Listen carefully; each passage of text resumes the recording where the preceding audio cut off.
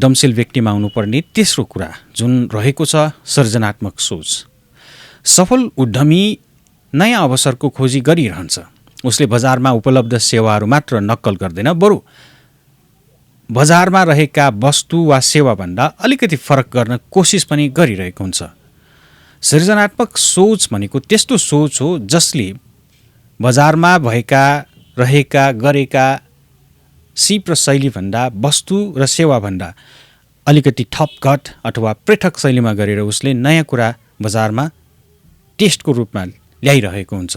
यही सृजनात्मक सोचले नै उद्यमीलाई प्रतिस्पर्धामा अगाडि रहिरहेको छ।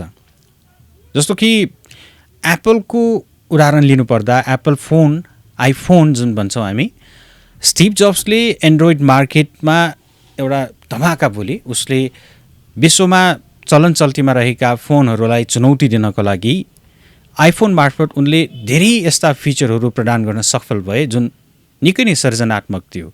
अरू मोबाइल कम्पनीहरूले दिन नसकेका सुविधाहरू जब एप्पलले दिन थाले, सृजनशीलताको कमाल यहाँ यो मान्न सकिन्छ, एप्पल संसारकै सबैभन्दा महँगो फोनको रूपमा, लग्जरियस फोनको रूपमा, एउटा प्रतिष्ठा बोकेको फोनको रूपमा, सबैले बोक्न चाहने फोनको रूपमा र भनेकै मूल्य तोकिएकै समयमा किन्न सक्ने फोनको रूपमा आएको छ। यसरी सृजनशीलताको कमाल हामीले देख्न सक्छौँ र नेपालमा पनि यस्ता थुप्रै उदाहरणहरू छन्।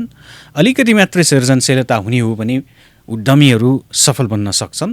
र सृजनशीलता के हो भन्नु हुँदाखेरि कुनै पनि चलनमा रहेका, चलन चल्तीमा रहेका, ट्रेन्डमा रहेका कुराभन्दा अलिकति फरक दिन सक्ने, अलिकति नयाँ चिराबाट सोच्न सक्ने, नयाँ प्रयोग र परीक्षण गर्न सक्ने भनेर बुझ्नुपर्छ। यस्ता व्यक्तिहरू उद्यमशील बन्न सक्छन् र यस्ता उद्यमीहरू निकै नै सक्सेसफुल हुन सक्छन् भन्ने हामी मान्यता राख्छौँ र यो सत्य पनि हो।